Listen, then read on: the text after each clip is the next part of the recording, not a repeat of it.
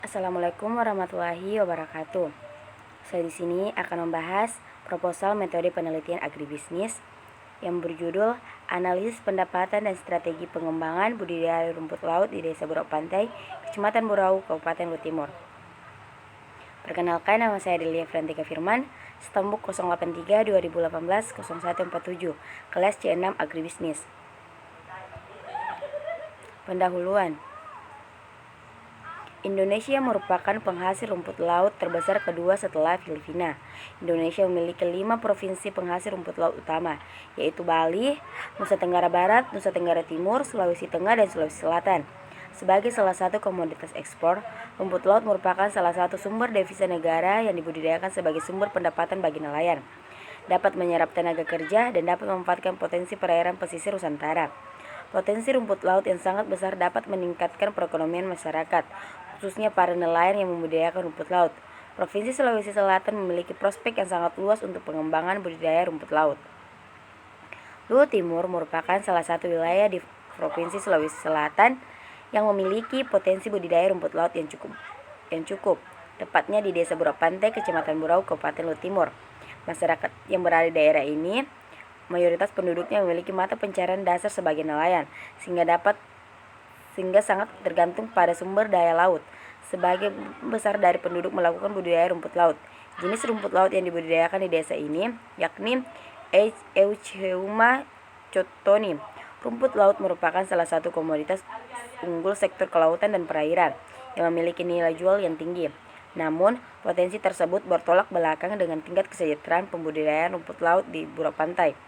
Oleh karena itu, perlu dilakukan penelitian yang ditujukan untuk mengkaji tingkat pendapatan pembudidayaan rumput laut, sekaligus menyusun strategi pengembangan usaha budidaya rumput laut. Rumusan masalah. Berdasarkan latar belakang, permasalahan penelitian sebagai berikut. Yang pertama, bagaimana profil petani rumput laut di Desa Burau Pantai, Kecamatan Burau, Kabupaten Luhut Timur. Kedua, menganalisis pendapatan petani rumput laut di Desa Burau Pantai, Kecamatan Burau, Kabupaten Luhut Timur. Yang ketiga, bagaimana strategi pengembangan budidaya rumput laut yang ada di Desa Burau Pantai, Kecamatan Burau, Kabupaten Luhut Timur. Tujuan, untuk mengetahui profil petani rumput laut di Desa Burau Pantai, Kecamatan Burau, Kabupaten Luhut Timur. Untuk mengetahui pendapatan petani rumput laut di Desa Burau Pantai, Kecamatan Burau, Kabupaten Luhut Timur. Untuk mengetahui strategi pengembangan budidaya rumput laut yang ada di Desa Burau Pantai, Kecamatan Burau, Kabupaten Luhut Timur. Manfaat yang ingin dicapai dari penelitian ini, yaitu penelitian ini diharapkan dapat memberi gambaran umum dan informasi kepada petani rumput laut dalam rangka pengembangan usaha budidaya rumput laut.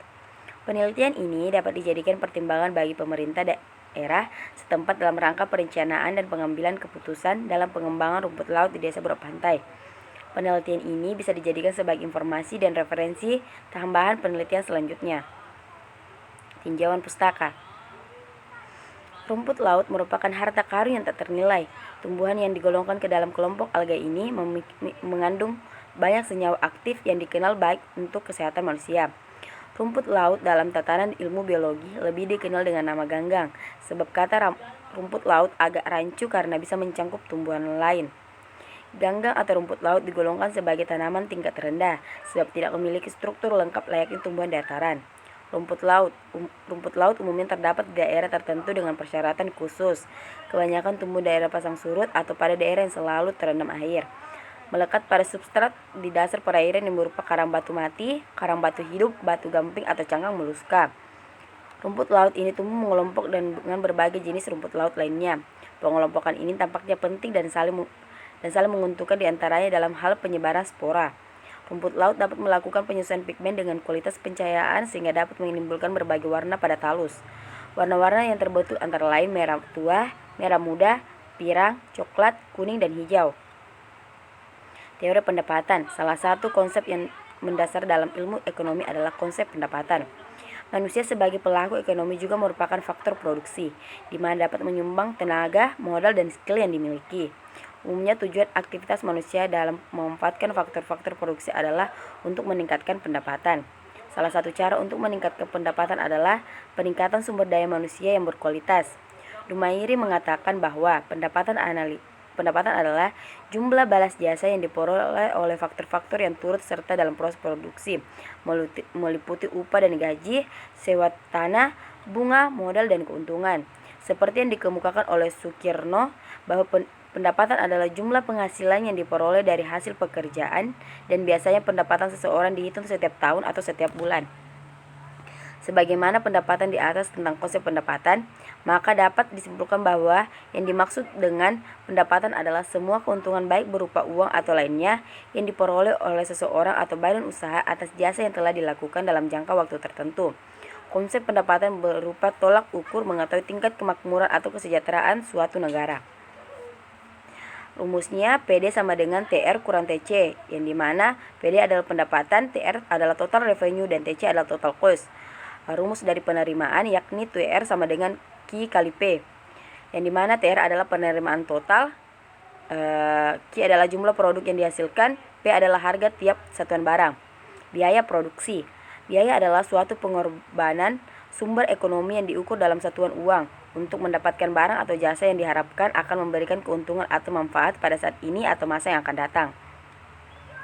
Menurut Suhartati dan Van Horosi, biaya dapat dibagi berdasarkan sifatnya, artinya mengaitkan antar pengeluaran yang harus dibayar dengan produk atau output yang dihasilkan. Biaya tetap merupakan kewajiban yang harus dibayar oleh suatu perusahaan persatuan waktu tertentu untuk keperluan pembayaran semua input tetap dan besar tidak tergantung dari jumlah produk yang dihasilkan. Biaya variabel adalah kewajiban yang harus dibayar oleh suatu perusahaan pada waktu tertentu untuk membayar semua input variabel yang digunakan dalam proses produksi. Biaya total merupakan penjumlahan dari biaya tetap dan biaya variabel dalam proses produksi, yang rumusnya TC sama dengan VC tambah FC. TC total biaya, VC biaya variabel, FC biaya tetap. Strategi pengembangan. Strategi pengembangan adalah bakal tindakan yang menentukan keputusan manajemen puncak dalam pengembangan usaha untuk merealisasikannya. Sifat strategis pengembangan adalah berorientasi ke masa depan. Strategi pengembangan punya fungsi perumusan dalam mempertimbangkan faktor-faktor internal maupun eksternal yang dihadapi perusahaan. Perumusan strategi adalah pengembangan rencana jangka panjang untuk manajemen efektif dari kesempatan dan ancaman lingkungan, dilihat dari kekuatan dan kelemahan. Strategi pengembangan. Strategi pengembangan usaha dapat dikelompokkan menjadi 3 tipe strategi, yakni strategi manajemen, strategi investasi, dan strategi bisnis. Analisis SWOT. Analisis SWOT adalah identifikasi berbagai faktor secara sistematis untuk merumuskan strategi perusahaan. Analisis SWOT membandingkan antara faktor eksternal peluang dan ancaman dengan faktor internal kekuatan dan kelemahan. Sebelum melakukan analisis, maka diperlukan tahap pengumpulan data yang terdiri atas 3 model, yaitu matriks faktor strategi eksternal, matriks faktor strategi internal, dan matriks posisi. Ini adalah diagram analisis SWOT. Kajian penelitian terdahulu. Hasil penelitian dari Irmayani, Syarifuddin Yusuf, dan Muhammad Nispar. Penelitian ini bertujuan untuk mengetahui berapa besar pendapatan petani yang melakukan budidaya rumput laut Capahicus alvarezi di Desa Malosoro, Kecamatan Bangkala, Kabupaten Jeneponto. Hasil penelitian ini menunjukkan bahwa pendapatan petani rumput laut sebesar 50.385.000, nilai net present value sebesar 20.573.720.000 rupiah, dan indeks return sebesar 47,67%. Usaha budidaya rumput laut di Desa Malosoro, Kecamatan Bangkala, Kabupaten Jeneponto layak untuk dikembangkan karena memberikan keuntungan secara ekonomis. Hasil penelitian dari Dede Putri, Uryaningsi Dwi Sayekti, dan Novi Rosanti. Penelitian ini bertujuan untuk menganalisis pendapatan dan strategi pengembangan budidaya rumput laut. Penelitian ini dilakukan di Pulau Pahawa, Kecamatan Punduh Pidada, Kabupaten Pesawaran. Hasil penelitian menunjukkan bahwa budidaya rumput laut di Pulau Pahawa layak untuk dikembangkan. Pendapatan rata-rata biaya tunai dan total biaya adalah Rp2.011.000 dan Rp686.000 untuk setiap proses produksi. Nilai kombinasi IFE adalah 1,6 dan nilai EFE 0,4. Pada matriks IE menunjukkan bahwa posisi usaha pada kuadran I. Hal ini menunjukkan bahwa budidaya rumput laut di Pulau Pahawa berada pada areal pertumbuhan.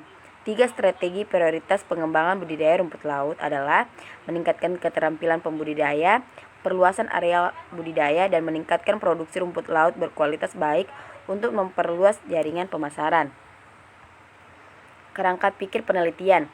Bermula usaha budidaya rumput laut yang menghasilkan produksi, kemudian mendapatkan penerimaan, lalu untuk mengetahui pendapatan bersih maka harus dikurangi dengan biaya. Analisis SWOT membandingkan antara faktor eksternal peluang dan ancaman dan faktor internal kekuatan dengan kelemahan. Hipotesis. Dalam penelitian ini akan dirumuskan hipotesis guna memberi arahan dan pedoman dalam melakukan penelitian. Hipotesis yang digunakan dalam penelitian ini adalah pendapatan usaha budidaya rumput laut di Desa Burau Pantai, Kecamatan Burau, Kabupaten Luhut Timur mengalami peningkatan.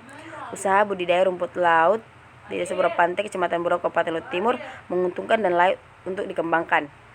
Metode penelitian. Metode penentuan lokasi dan waktu penelitian. Penelitian ini dilaksanakan pada bulan Mei 2021 di Desa Burau Pantai, Kecamatan Burau, Kabupaten Luhut Timur. Daerah penelitian ini dipilih karena merupakan salah satu daerah penghasil rumput laut yang ada. Alasan saya memilih penelitian sesuai dengan tujuan penelitian untuk mengetahui pendapatan dan strategi pengembangan budidaya rumput laut. Metode penentuan sampel. Penentuan sampel pada penelitian ini menggunakan metode proposing sampling. Sampel dipilih sesuai data yang dibutuhkan oleh peneliti. Responden dalam penelitian ini yaitu pemilik usaha. Metode pengumpulan data. Metode pengumpulan data yang digunakan dalam penelitian ini yaitu wawancara, yakni teknik pengumpulan data dengan cara mengadakan tanya jawab secara lisan terhadap responden. Observasi dilakukan dengan pengamatan secara langsung oleh penulis di tempat penelitian. Dokumentasi merupakan teknik yang digunakan untuk menunjang data yang telah diperoleh di lapangan dengan melakukan pengambilan gambar, pengumpulan data otentik dari sumber langsung maupun dokumen yang terkait dengan penelitian. Metode analisis data. Biaya produksi TC sama dengan FC tambah VC, di mana TC adalah total cost atau total biaya, FC fixed cost atau biaya tetap, VC adalah variable cost atau biaya variabel. Penerimaan TR sama dengan P kali Q. TR adalah total revenue atau total penerimaan, P adalah hasil produksi per unit, Q adalah jumlah produksi. Pendapatan P sama dengan TR kurang TC, di mana P adalah pendapatan keuntungan, TR adalah total revenue atau total penerimaan, TC adalah total cost atau total biaya. Mode triangulasi itu teknik pemeriksaan keabsahan data yang memanfaatkan sesuatu yang lain di luar data itu untuk keperluan pengecekan atau sebagai pembanding terhadap data itu. Terdapat 4 ancaman triangulasi sebagai teknik pemeriksa untuk mencapai keabsahan. Yang pertama, triangulasi data. Menggunakan berbagai sumber data seperti dokumen, arsip, hasil wawancara, dan hasil observasi, atau juga dengan mewawancarai lebih dari satu subjek yang dianggap memiliki sudut pandang yang berbeda. Triangulasi pengamat. Adanya pengamat di luar penelitian yang turut memeriksa hasil pengumpulan data dalam penelitian ini. Misalnya pembimbing bertindak sebagai pengamat yang memberi masukan terhadap hasil pengumpulan data. Triangulasi teori.